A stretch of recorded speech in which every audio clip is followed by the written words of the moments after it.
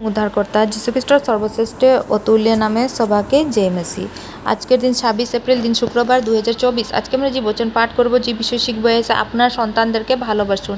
আসলে আমরা দেখি পবিত্র শাস্ত্রের বিষয় কী আমরা পাঠ করব। হিতুপদেশ 13 অধ্যায় 22 পদ আহক আমরা পাঠ করি। সৎ লোক তার নাতিদের জন্য উত্তরাধিকারী রাখে যায়, কিন্তু পাপীরা ধন ধার্মিকতার জন্য সঞ্চিত হয়। শিশুরা আপনাকে ঈশ্বর দেয়ার এক মহান আশীর্বাদ। তাদের আপনার হৃদয়ে আনন্দ হতে দিন। তারা আপনার সাথে একত্রিত হোক বা আত্মায় ও সত্যে প্রভুর উপাসনা করুক। তাদের প্রতিটি অর্থে আপনার জন্য লাভজনক হতে দেন। শাস্ত্র বলে ইফিসিয়াস 6:4 যে আর পিতারা তোমার নিজ নিজ ছেলে মেয়েকে রাগিও না, বরং প্রভুর শাসন ও শৃঙ্খলার মাধ্যমে তাদেরকে মানুষ করে তুলে। যারা সত্যকার অর্থে তাদের সন্তানদের ভালোবাসে, তারা তাদের ভবিষ্যৎ নিয়ে চিন্তিত থাকবে। পিতামাতার দায়িত্ব সন্তানদের খাওয়ানো এবং শিক্ষা দিয়ে থামে থাকে না। আপনি তাদের শিশুর উপহার দেওয়া উচিত। আপনার এমন একটি জীবনযাপন করা উচিত যা তার একটি উদাহরণ হিসাবে অনুসরণ করতে পারে।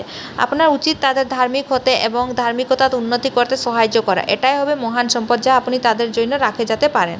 প্রভু সদয়ভাবে আপনাকে সন্তানদের উপহার দিয়েছেন। যখন অনেক পরিবার একটি সন্তানের জন্য আকুল হয়ে থাকে, দেখ শিশুরা সদাপ্রভুর থাকে পায়া অধিকার, গর্বের ফল তার পায়ের পুরস্কার। যেমন সৈন্যকর হাতে বান, সেরকম যৌবনের সন্তানেরা। গীত সংহিতা 127-3-4।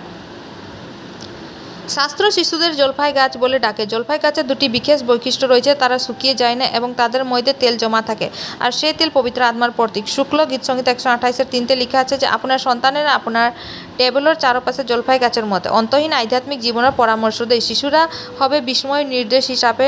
নবী যিশয় আনন্দের সাথে বলেন যে যিশয় 8:18 যে এই যে আমি এবং এই সন্তানরা যাদের প্রভু আমাকে দিয়েছিলেন, আমার ইজরায়েলের চিহ্ন আশ্চর্যের বাহিনীগণের প্রভুর কাছ থেকে, যিনি সিয়ন পর্বতে বাস করেন। প্রেরিত পৌল যেমন বলছিলেন, তাদেরও মণ্ডলীর বার্তাবাহক এবং খ্রিস্টর মহিমা হতে দিন। 2 করিন্থীয় 8:23। ঈশ্বরের প্রত্যেক পিতামাতাকে তাদের সন্তানদের সৎভাবে লালন পালন করার দায়িত্ব দিন। শাস্ত্র বলে উপদেশক 22:6 যে একজন শিশুকে যে তার পথে যেতে হবে তার প্রশিক্ষণ দাও, এবং সে বৃদ্ধ হয়ে থাকে সে তাকে থেকে সরে যাবে না।